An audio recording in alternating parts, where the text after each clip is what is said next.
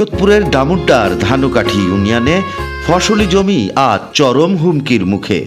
বর্ষার সুযোগকে কাজে লাগিয়ে সক্রিয় হয়ে উঠেছে এক প্রভাবশালী চক্র তিন ফারুক, বোম ফারুক, ভান্ডারি ফারুক এবং খা ফারুক। এই তিনজন বছরের পর বছর ধরে ডেজার দিয়ে ফসলি জমি ধ্বংস করে চলেছেন। শুধু নিজেরাই নয়, তাদের ভাতিজা ভাগিনাদেরও নামিয়ে এনেছেন এই অবৈধ বালু উত্তোলনের ব্যবসায়। স্থানীয়রা বলছেন, বর্ষার পানি জমিতে নামতেই আবারও সক্রিয় হয়ে উঠেছে এই চক্র।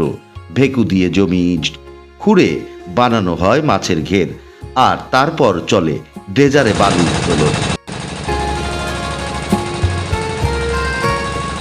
বাহেরচরের ২ নম্বর ওয়ার্ডে আলী হোসেন সর্দারের বাড়ির পাশে চলছে ড্রেজারের অবৈধ কার্যক্রম।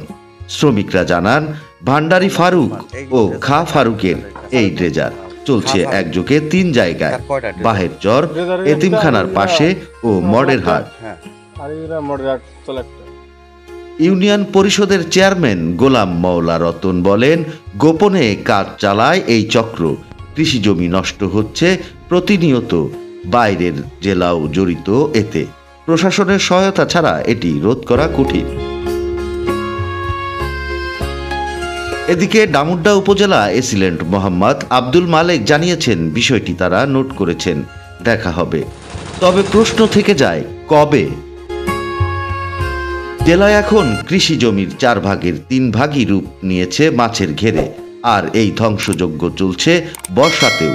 প্রশাসনের উদাসীনতা যেন এই অনিয়মের পিছনে বড় আশ্রয়।